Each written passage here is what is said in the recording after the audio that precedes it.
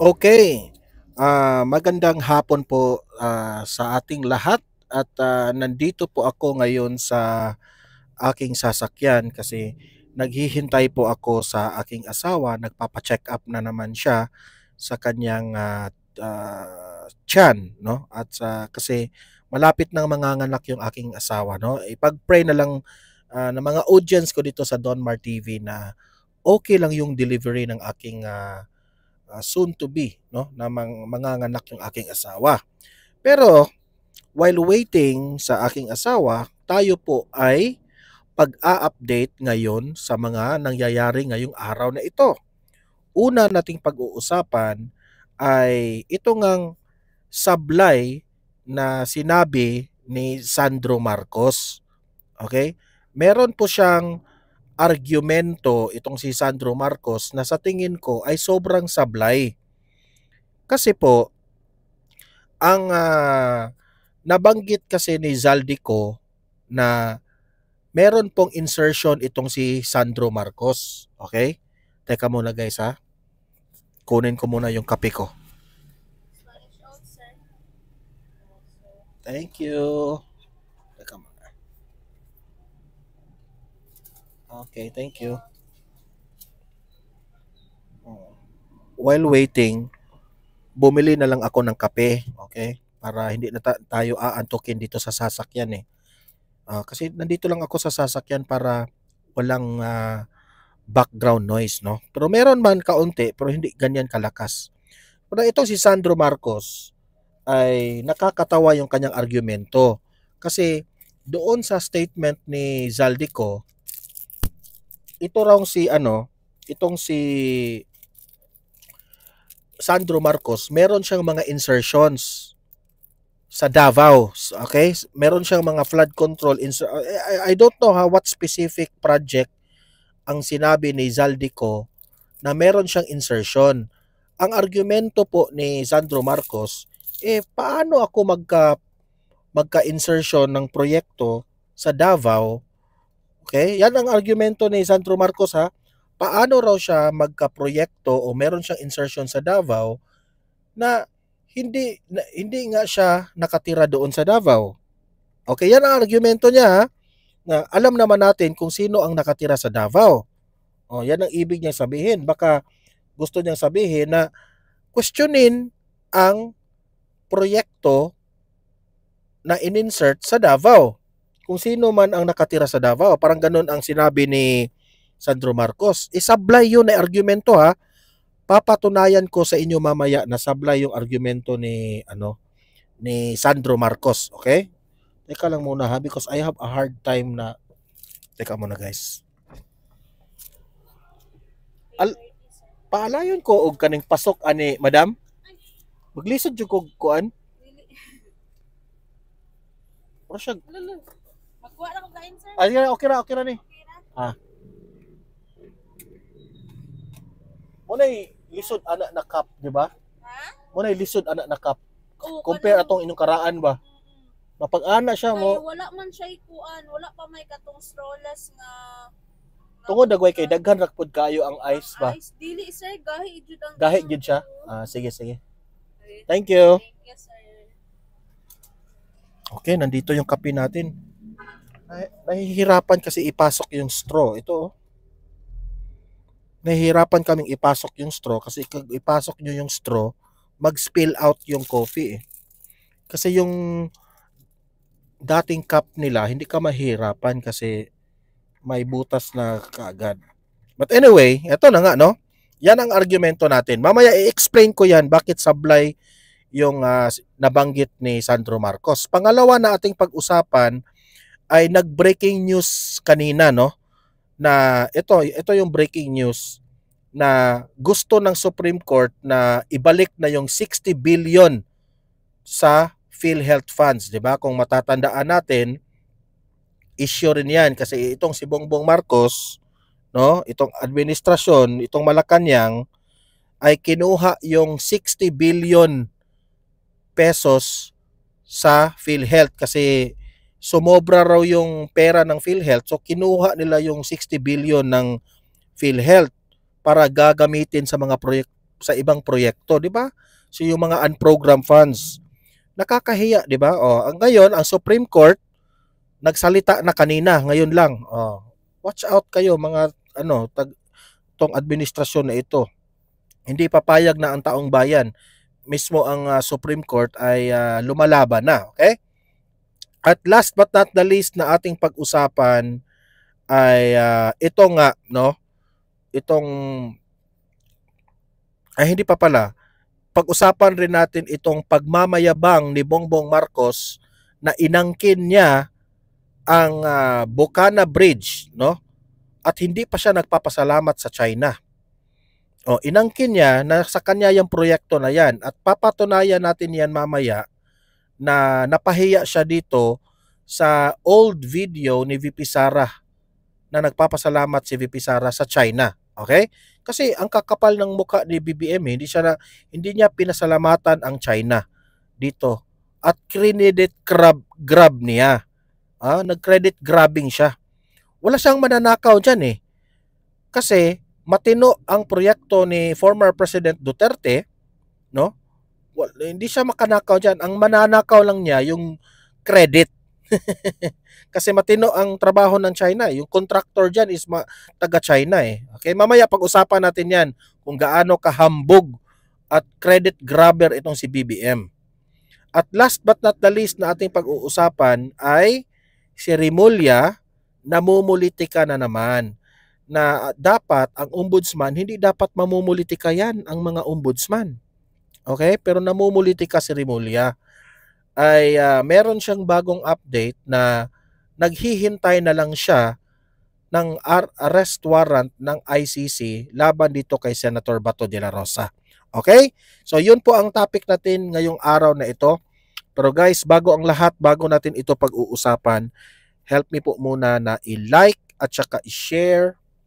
Parang umiitim yung aking lips Paki-like, paki-share naman guys, no? Ito Spanish latte ito guys. Na oath, Spanish oath.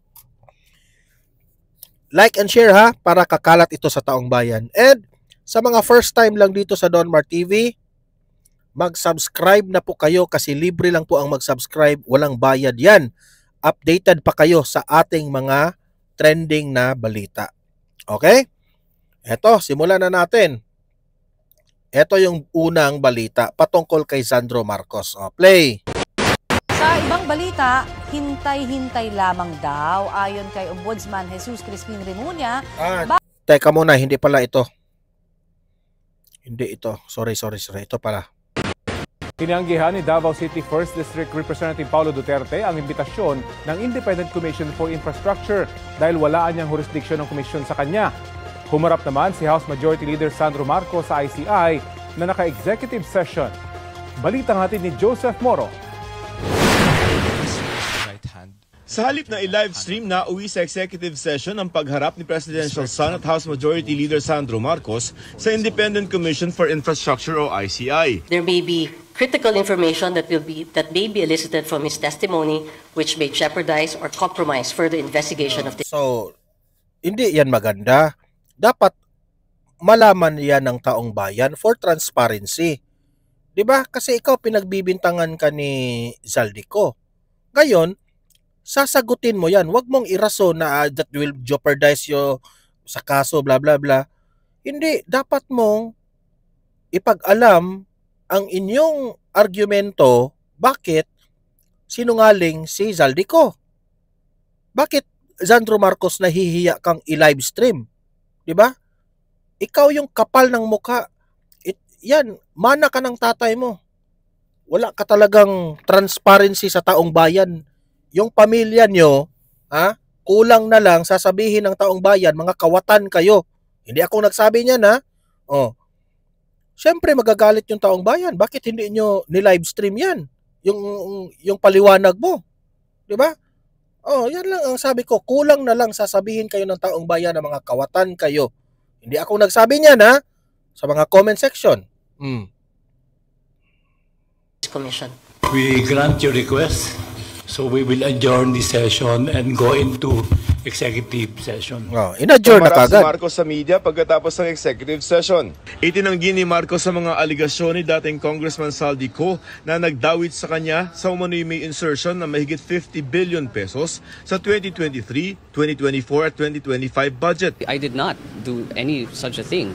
Kung nakikita niyo po yung listahan, Kung hindi mo ginawa ang mga sinasabi ni Zaldico, bakit hindi mo i-explain sa ICI in front of the Filipino people during live stream? Bakit pinapuputol mo yung live stream? Ito pa yung argumento niya, nasusuplakin ko yung argumento niya. may mga project dyan sa Davao City. Not do any such a thing. Kung nakikita niyo po yung listahan, may mga project dyan sa Davao City. Nakalista sa Davao City. Alam naman natin sino nakatira doon. Ba't ba ako maglalagay ng projects doon? Diba? Yun ang argumento niya. Sablay ang argumento mo dyan, Sandro Marcos. Sinabi niya, si Zaldico was accusing him na nag-i-insert ka ng proyekto sa Davao. Ang sagot ni Sandro Marcos, bakit naman ako maglalagay ng insertion sa Davao ng mga proyekto? So, hindi ako ang may kasalanan. Di ba?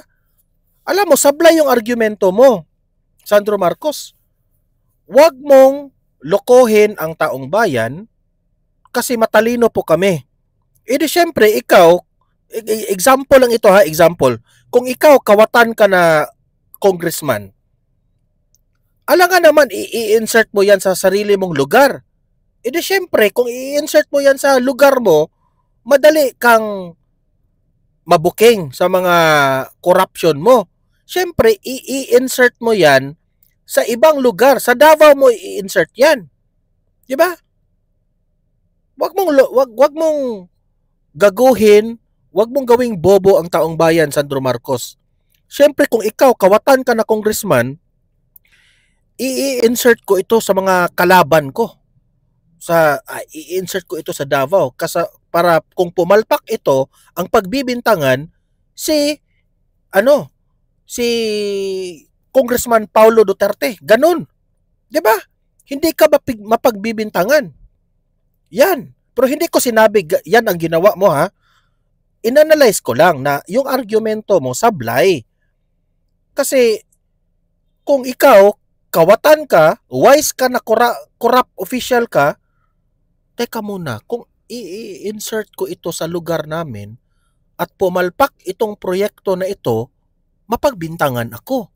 So, ito ako, kasi anak ako ng presidente, i-insert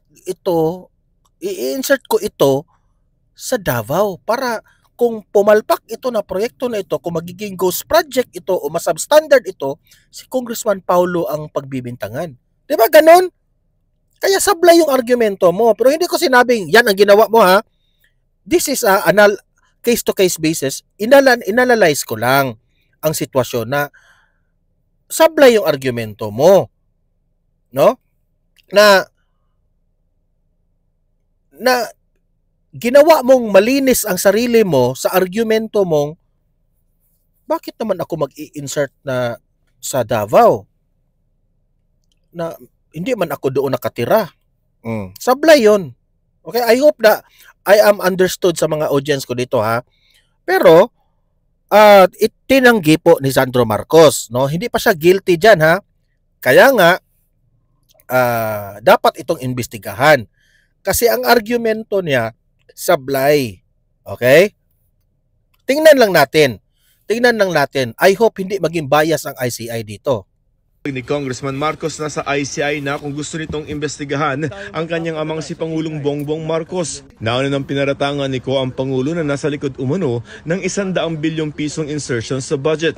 I don't want to speak on behalf of the ICI. Ayon naman kay outgoing ICI Commissioner Rogelio Singson, hindi sapat na basihan ang mga video ni para ipatawag si Pangulong Marcos. Inulit ni Singson ang imbitasyon ng ICI kay na tumistigo kahit pa online. Ang makomment ko lang sa iyo, Singson ha, hindi ibig sabihin na si Bongbong Marcos ang nag-appoint sa iyo na dyan sa ICI ay sasabihin mo kaagad na yung mga statement ni Zaldico ay walang basihan. Oo nga, hindi nga nakasworn si Zaldico. Pero, ang ginawa ni Zaldico, in-expose niya. Okay? Hindi mo na tayo maniniwala kay Zaldico. Pero, yun ang dapat mong imbestigahan. Kung yung sinabi ni Zaldico ay pagsisinungaling o tama yun.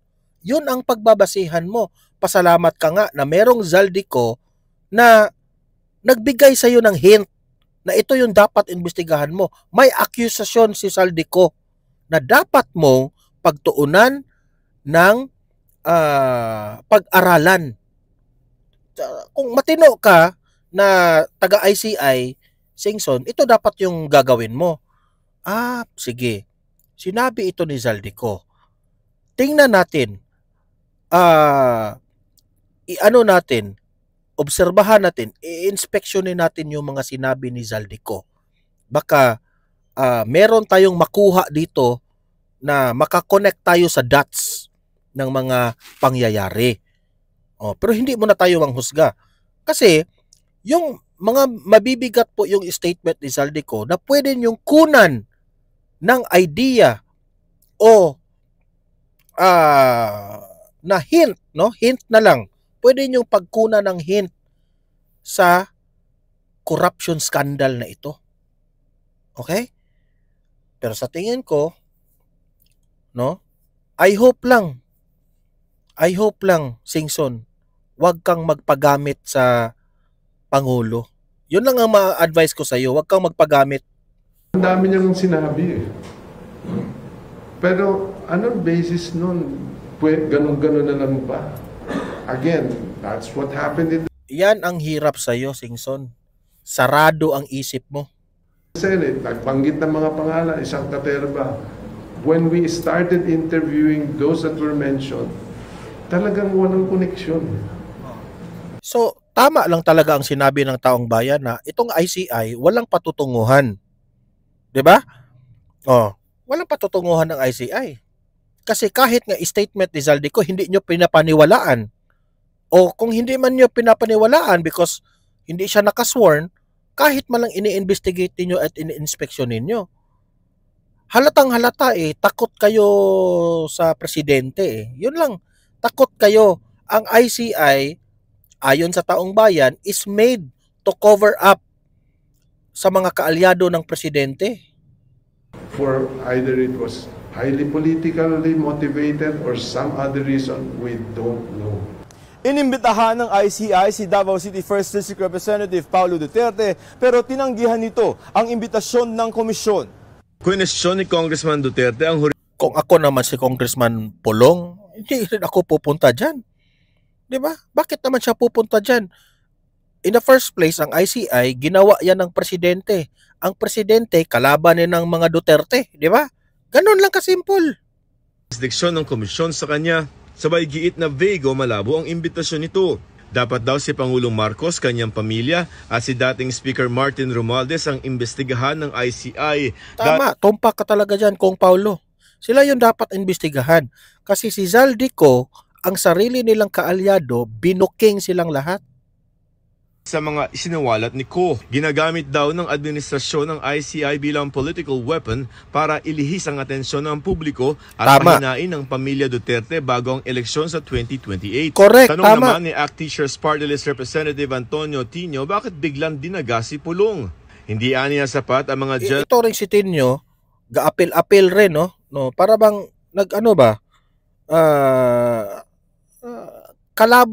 away po ito ng pamilyang Marcos at pamilyang Duterte. Okay? Ang pamilyang Marcos, ginagamit nila ang power nila para i-discredit ang mga Duterte para sa 2028 election masisira sila. Pero sorry, hindi po masisira ang mga Duterte kasi alam na po ng taong bayan na ang administrasyong Marcos ay bangag at laging naninira. Ikaw naman, Tinyo, na wala kang kinalaman dyan sa away ng Duterte at Marcos, nangingialam ka pa. Tumahimik ka na nga, talunan na nga kayo Hindi na nga kayo nananalo dyan. Nananalo lang kayo sa party list na yan. huminto kayo, tahimik kayo kasi mga ano kayo, mga pasaway kayo, ang daming ang galit sa inyo. Tumahimik ka tinyo. Denial at kailangang sumagot siya sa mga tanong tungkol sa paggastos ng pondo sa kanyang distrito. Nauna nang pinaimbestigahan ni Tino sa ICI ang listahan ng 80 proyekto sa distrito ni Duterte na nagkakahalaga ng 4.4 billion pesos. Sagot naman ni Duterte kay Tino, hindi siya umatras. Sa halip ay umayaw raw siya sa palabas. Ayon naman sa ICI, igagalang nila ang posisyon ni Congressman Duterte. Pero malinaw raw ang kanilang mandato na imbestigahan ang mga infrastructure project ng gobyerno at lahat ng responsable dito. Tuloy raw ang trabaho hanggat hindi idinedeklara ng korte na walang bisa ang ICI.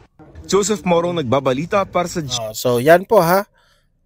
Sobra pong sablay. Anong masasabi nyo kay Sandro Marcos sa mga audience ko sa Donmar TV?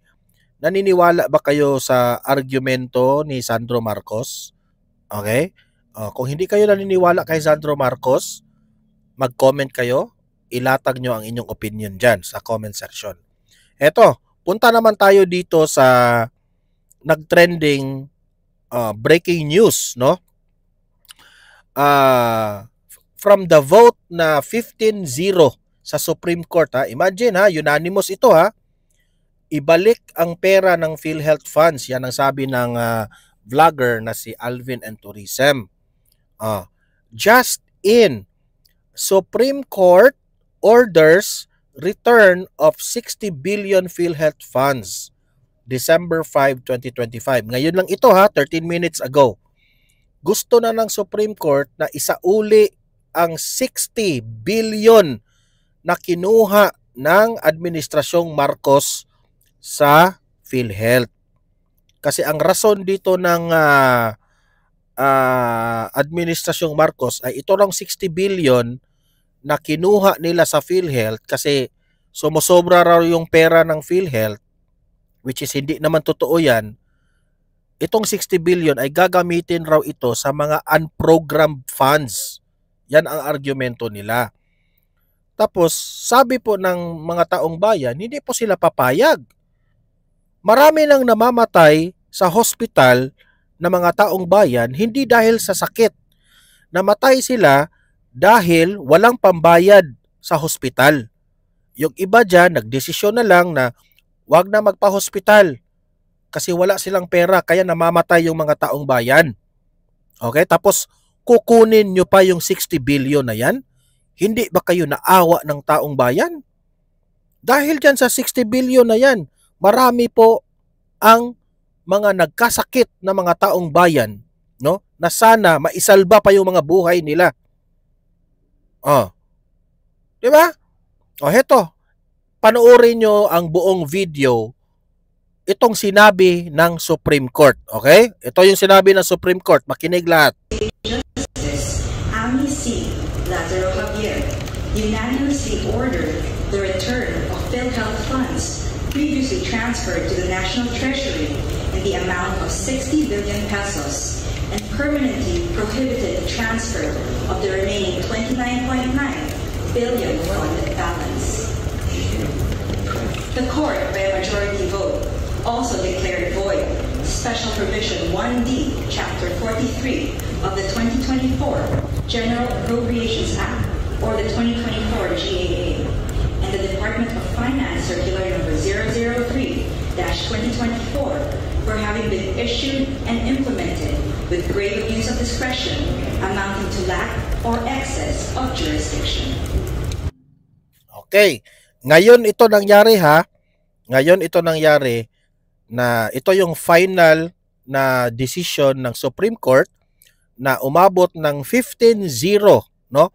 15 ang bumoto na mga diyan taga Korte Suprema na ibalik ang pera ng PhilHealth. 15-0. Meaning to say, itong Supreme Court po ay nakakahanga po itong Supreme Court.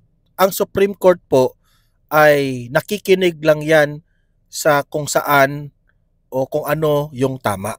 Okay? So, anong masasabi nyo dito? Dapat bang isauli ng administrasyon ang 60 billion sa PhilHealth? Oo, tama lang naman.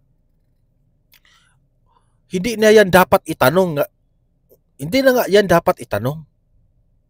Yang 60 billion na yan, deserve ng taong bayan na ibalik ang 60 billion. Sobrang dami po ang nagkakasakit sa Pilipinas. Yung iba nga, ayaw nang pumunta sa hospital kasi sobrang mahal po ang hospitalization. Itong 60 billion na to, itulong na lang natin ito sa mamamayang Pilipinong nakasakit. Itong administrasyon na ito, walang konsensya.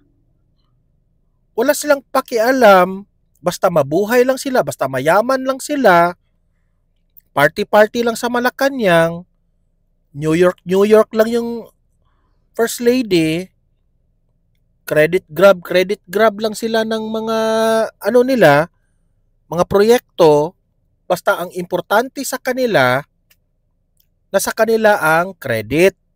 Ang Pilipino, patay na sa kahirapan at mga sakit na walang pera ang Pilipino. The real reason bakit ang daming namamatay na mga may sakit na Pilipino because kinukurap ninyo ang pera ng bayang ito, especially itong mga kongresista. At sabi ni Zaldico, korap ang presidente, korap ang first lady, korap ang anak, korap ang pinsan. Ayon kay Zaldico. Okay? Korap. Tapos ito mga loyalista na ito, halik sa puwet naman. Hangang-hanga sa kay BBM. Ewan ko na lang ha, I will not judge BBM na BBM Martin Romualdez, Liza Marcos, Sandro Marcos. I will not judge na corrupt kayo. Pero sana naman, no? Kasi that's yet to discover sa findings sa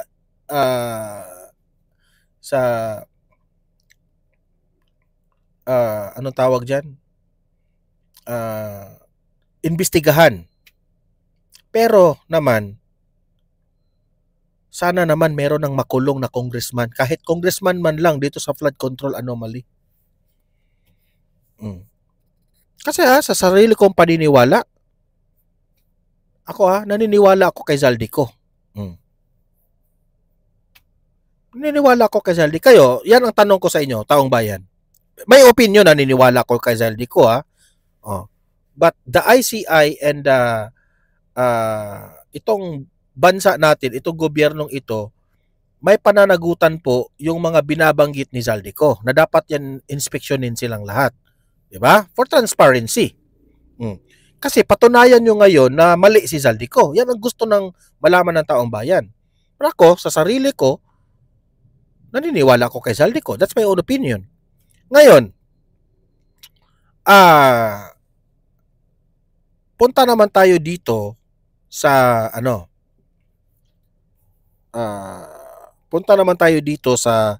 si Remulla na ang dami pong galit na taong bayan kay Remulla. Kasi ang trabaho kasi ng ombudsman, yan sana ang una na independent at neutral ang ombudsman. Hindi yan sana namumulitika. Pero ang ginawa ngayon ni Remulla, halatang halata na pumapanig po sa administrasyong Marcos. Kasi ang sabi niya, naghihintay na lang raw siya sa warrant of arrest ng ICC.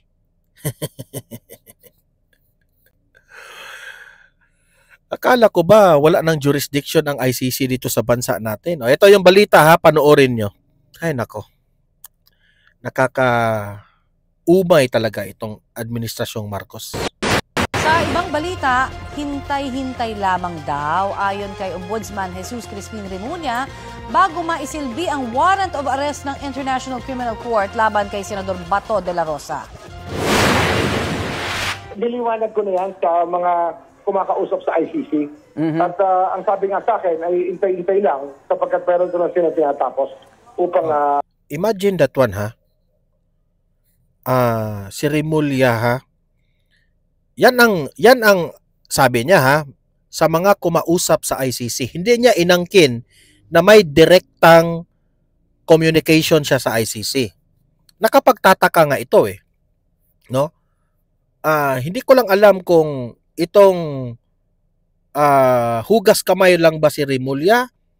Dalawa lang yan. It's either si Remulla ay may direct contact ng ICC o si Remulla raw, sabi niya, sa mga kumausap sa ICC. Bakit ikaw at may itong mga kumausap sa ICC, bakit bakit may communication ka rin sa mga kumausap sa ICC? Sino ba ang kumausap? Yan ang tanong. I-analyze natin ngayon. Sino ang kumausap ng ICC, Remulla? Sino ba sila? Trillanes? Sino ba sila?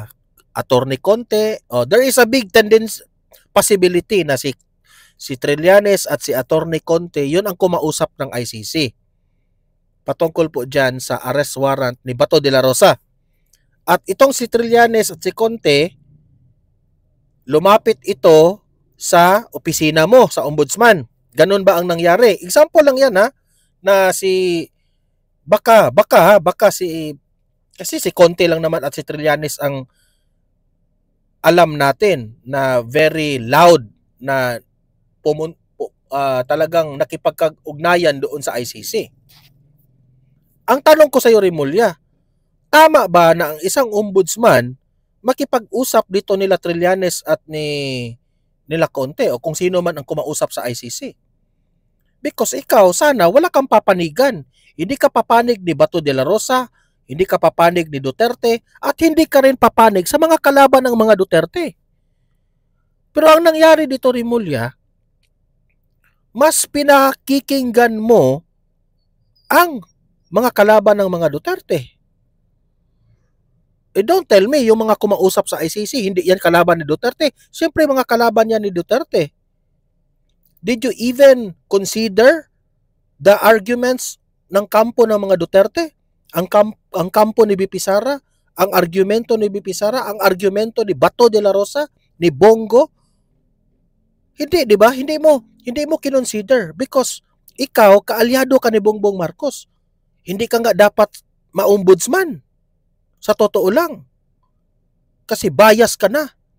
Ang dapat talagang ma-ombudsman, yung walang kulay. Pero ikaw, nung pumasok ka sa ombudsman, may kulay ka na kaagad. Ha? Kulay, bangag ka, Remulla, sa totoo lang. Pwede nilang iserve ang warrant. Hindi tinukoy ni Remulla sa kanyang panayam sa unang balita sa unang hirit kung sino ang sinasabi niyang kumakausap sa ICC. Idadaan daw sa Executive Department sakaling mayroon ng arrest warrant. Muli niyang nilinaw na unofficial ang hawak niya umanong kopya. Nitong Nobyembre nang unang sabihin ni Remulla na may arrest warrant na ang ICC laban kay De La Rosa. Simula noon, hindi na nagpakita sa Senado si De La Rosa. Hindi kinumpirma ng ICC kung may inilabas itong warrant laban kay De La Rosa na hepe ng Philippines. Sa mga nagtatanong ng mga Dilawan, Pinklawan at mga loyalista, na tama ba ang ginawa ni Senator Bato na hanggang ngayon hindi na nagpapakita si Bato sa Senado? Siyempre hindi tama yan. Umabsent si Bato. Hindi tama yan. Yes, hindi tama yan. Pero kung ako kay Bato de la Rosa, no, na alam mo na walang jurisdiction ang ICC sa Pilipinas, magtago talaga ako. 'Di ba? Unless if ang bansang Pilipinas, ang gobyernong Pilipinas o ang police, no, ang Philippine National Police ang huhuli kay Bato, hindi ako magtago. Ito opinion ko ito kung ako si Bato de la Rosa. Kung hinahanap ako kay meron akong warrant of arrest galing sa PNP, Philippine National Police, talagang magpapahuli ako. Pero ang mag-serve ng warrant of arrest, ang kung ang magbigay ng warrant of arrest ay ang ICC, magtatago talaga ako. Why? Kasi tutulungan. Gagamitin na naman ang ICC itong administrasyon na ito. Kasi ang administrasyon na ito, kalaban ng mga Duterte. Kalaban ni Bato. Diba? Ganon lang kasimple ang analysis niyan. Yes, Senator Bato, nagbayad tayo ng buwis natin para swelduhan itong mga senador na ito tapos nag-absent si Bato. Yes. Mali si Bato dyan. Pero kung ako ni Bato, kung ikukulong man lang ako sa mga dayuhan, hindi po tama yan. Meron pong karapatan si Bato. He has his own rights bilang Pilipino, bilang human right. Okay? May human right man tayong lahat. Pero ang ICC, walang right dito sa Pilipinas. Hindi nila pagmamay-ari ang Pilipinas. Hindi pagmamay-ari ang ICC ang judicial system ng Pilipinas. Diba? Sino bang papayag na maging katulad si Bato o ikaw, kung sino man, maging katulad ka ni Duterte doon sa dahig? Ikukulong ka sa mga dayuhan na walang karapatan sa iyo. Diba? Kaya yung mga argumento ng mga dilawan, pinklawan at itong mga loyalista, sablay kayo. Diba? Ikaw daw, sige raw, senador ka. Ito nga ang hindi ko maiintindihan eh. Senador pa yan ha, si Bato ha. How much more tayo mga ordinaryong Pilipino? Imagine, Senator of the Philippines, hindi man lang kinakampihan ng Senator of the Philippines, hindi man lang kinakampihan ng administrasyon, hindi man lang kinakampihan ng ating government. Hahayaan lang ng gobyerno na madakip ang isang Pilipinong senador. Hindi yan ordinaryong tao ha. That's a big slap on our face. Sa totoo lang. Why? Bakit nagkaganyan? Kasi kalaban ng administrasyon si Bato. Hindi na nga nahihiya ang administrasyong ito. Kapalan na talaga ng mukha ang ginawa ng administrasyon. Wala na silang pakialam sa kanilang dignidad, wala na silang pakialam sa kanilang reputation. Ang sa kanila, lahat ng mga kalyado ng Duterte, tanggalin lahat para sa 2028, wala silang kalaban. National Police noong war on drugs ng Administrasyong Duterte. Kayo nang humusga, guys. Okay? Sa mga audience ko dito sa Donmar TV, ano ang pananaw nyo sa administrasyon ni Marcos?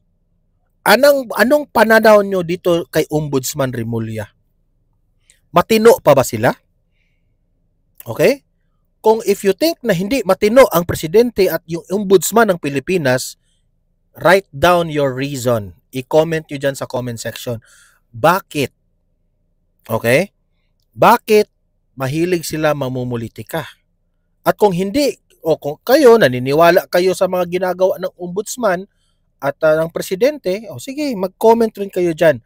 Welcome kayo lahat dito. Matrolls man o mabashers, let's have a healthy debate sa comment section. Ganyan po ang Donmar TV. Okay? Basta ako, in my own opinion, in my own belief as a respectful vlogger of the Constitution ng ating bansa, hindi dapat makialam ang mga dayuhan sa atin. So guys, paki-like at saka paki-share itong video na ito para guys kakalat ito sa taong bayan at marami po ang makaalam sa mga nangyayari ngayon sa ating bansa. At sa mga first time lang dito sa aking channel sa Donmar TV, i-consider ninyo na i-subscribe.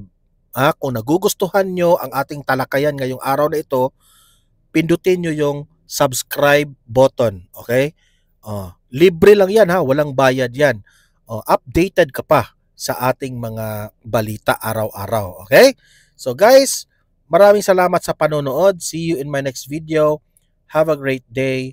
Have a great night. God bless po sa inyong lahat.